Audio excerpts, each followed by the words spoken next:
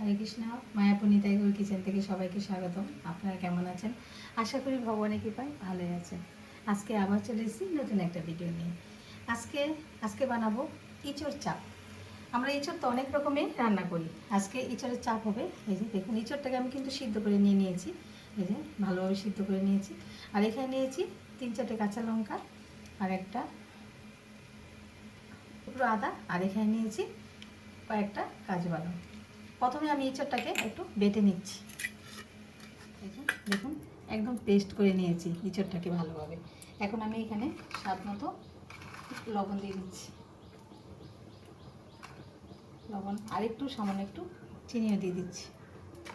আর এখানে নিয়েছি বেসন, 2 চামচ বেসন দিয়ে দিলাম, 2 চামচ ময়দা, আর এখানে একটু সাদা তেল। এবার এটা আমি একটু বেকিং পাউডার দিয়ে দিলাম। এবার এটা আমি হাত দিয়ে ভালোভাবে মেখে নিচ্ছি। আমি ডোর মতো বানিয়ে নিয়েছি। আর এখানে আমি বলে দিচ্ছি, আমি আর একটু ময়দা ইউজ করেছি। আপনারাও যখন যতটা মাখা হচ্ছে না তখন একটু ময়দা নিয়ে নেবেন, নিয়ে এরকম সুন্দর করে একটা, যেমন আমরা আটা মাখি এরকম একটা নরম ডো করে নিতে হবে। এই যে ডোটা এবার আমি বেলে নেব। একটু ময়দা দিয়ে বেলতে হবে এটা।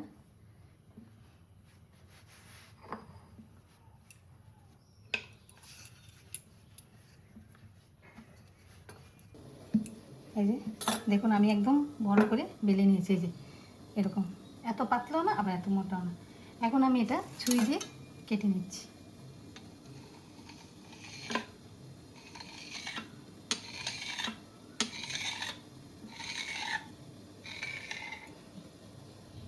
আর এখানে নিয়েছি এই যে আইসক্রিমের স্টিক। এখন এটা আমি করে নেব, মুড়িয়ে নেব। আইসক্রিমের স্টিকের সাথে ভালোভাবে মুড়িয়ে নিচ্ছি।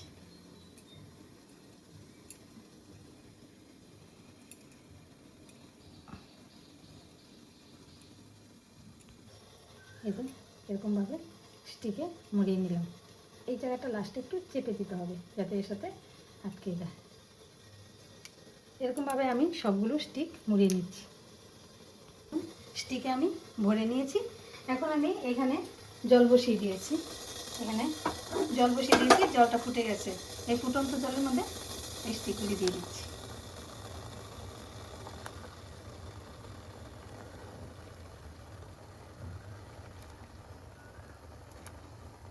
এবার এই যে একদম বেশি উঠেছে, তার মানে এটা একদম হয়ে যাচ্ছে। একদম এই যে উপরে বেশি হচ্ছে, সিদ্ধ হয়ে যাচ্ছে। এখন এটা আমি নামিয়ে দেবো।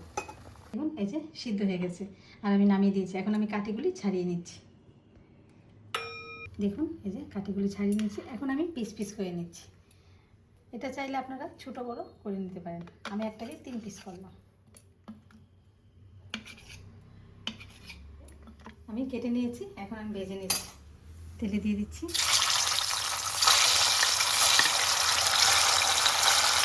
সবগুলো একসাথে দিয়ে দিচ্ছি।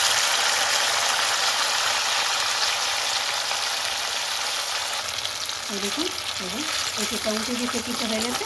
আর এই পিঠটা হয়ে গেলে আমি নামিয়ে দেবো। উল্টে পাল্টে ভেজে চাপগুলি নামিয়ে দিচ্ছি। দেখুন, চাপগুলি হয়ে গেছে ভাজা, নামিয়ে দিচ্ছি। দেখুন, এই যে চাপগুলি ভাজা হয়ে গেছে। খুব সুন্দর করে একটু কড়া করে ভেজে নেবেন, তাহলে খুব ভালো লাগবে। যে এখন এখানে আমি দিয়ে দিচ্ছি, এই তেলের মধ্যে আমি আর তেল দেবো না, এর মধ্যে শুকনো লঙ্কা, 2টো শুকনো লঙ্কা দিয়ে দিলাম, 2টো তেজপাতা, আর এখানে গোটা গরম মশলা, এলাচ, দারচিনি, আর এখানে দিয়ে দিচ্ছি গোটা জিরে, আর এখানে দিয়ে দিচ্ছি কাঁচা লঙ্কা আর আদা কুচিয়ে দিয়ে দিচ্ছি। এটা ভালোভাবে একটু ভেজে নিতে হবে। খুব সুন্দর করে একটু ভেজে নিচ্ছি। আর এখানে টমেটো পিউরিটাও দিয়ে দিচ্ছি। হলুদ গুঁড়ো,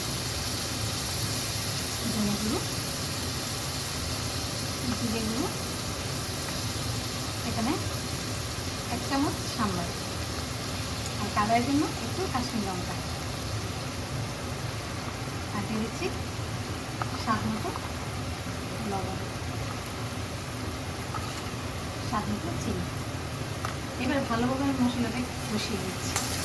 এই যে মশলাটা পুরো ভাজা ভাজা হয়ে গেছে। এখন আমি এই চাপগুলি দিয়ে দিচ্ছি। এই এটা দিয়ে একটু কষিয়ে দিচ্ছি। দিয়ে দিচ্ছি গরম জল। এটা অবশ্যই গরম জল দিতে হবে, যেহেতু চাপটা খুব কড়া করে ভেজে নিয়েছি, একটু গরম জল দিলে খুব সুন্দর হবে। এবার ভালোভাবে ফুটিয়ে নিচ্ছি।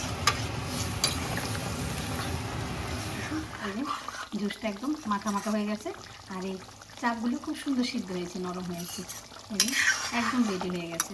এখন আমি এখানে একটু বাটার দিয়ে দিলাম, আপনারা চাইলে ঘিও দিতে পারবেন। একটু বাটার দিয়ে এই যে একটু নেড়ে চেড়ে নামিয়ে দিচ্ছি।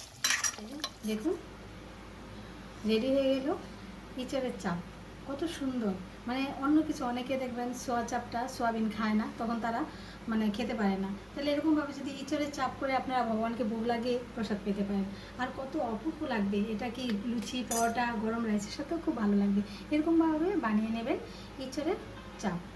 তাহলে আজকে ভিডিও এখানে শেষ। সবাই ভালো থাকবেন, সুস্থ থাকবেন। আবার দেখা হচ্ছে পরের ভিডিওতে। হরে কৃষ্ণ।